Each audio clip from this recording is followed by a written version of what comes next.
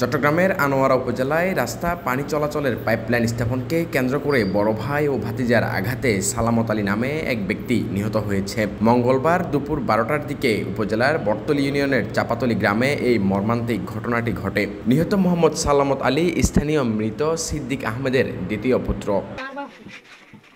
স্থানীয় সূত্রে জানা যায়, কয়েকদিন ধরে জায়গা জমির বিরোধ নিয়ে তাদের মধ্যে সালিশি বৈঠক হয়। ঘটনার দিন দুপুরে বাড়িতে পানি চলাচলের পাইপলাইন স্থাপন নিয়ে কথা কাটাকাটির এক পর্যায়ে সংঘর্ষ হয়। এতে সালামত আলীকে তার ভাতিজা মাথায় রড দিয়ে আঘাত করে। পরে আহত অবস্থায় স্থানীয়রা উদ্ধার করে আনোয়ারা মেডিকেলে নিয়ে গেলে কর্তব্যরত চিকিৎসক চট্টগ্রাম মেডিকেলে পাঠিয়ে দেন। এতে চিকিৎসাধীন অবস্থায় তার মৃত্যু হয়।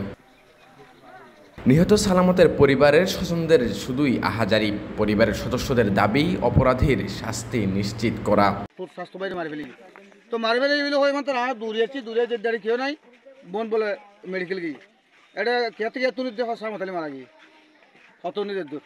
এ বিষয়ে নিহতের স্বজন আব্দুল মান্নান জানান, সামান্য পানি স্থাপনের জায়গা নিয়ে আমার বোনের স্বামীকে তার বড় ভাই ও ভাতিজারা মিলে রড দিয়ে আঘাত করে। পরে আহত অবস্থায় মেডিকেলে নিয়ে যায়। এতে তার মৃত্যু হয়। তার পরিবারে একটি পুত্র ও 4টি কন্যা সন্তান রয়েছে। এতে এই পরিবার এখন নিঃস্ব হয়ে গিয়েছে। আমরা আসামিদের কঠোর বিচার দাবি করছি। আমার বাবাকে রড দিয়ে সিনার উপর আর পেটে আর পিঠে আঘাত করেছিল আর পা দিয়ে করছিল। একটা হচ্ছে আমার চাচা মাহমুদ আলী আর আমার চাচি সাজিয়া বেগম, আমার চাচাতো ভাই একটা হচ্ছে রুবেল, একটার নাম হচ্ছে ইমরান আর আরফাত। এরা হচ্ছে 5 জন। আরেকটা মাইয়া আছে, লাই আছে, আর কেন আছে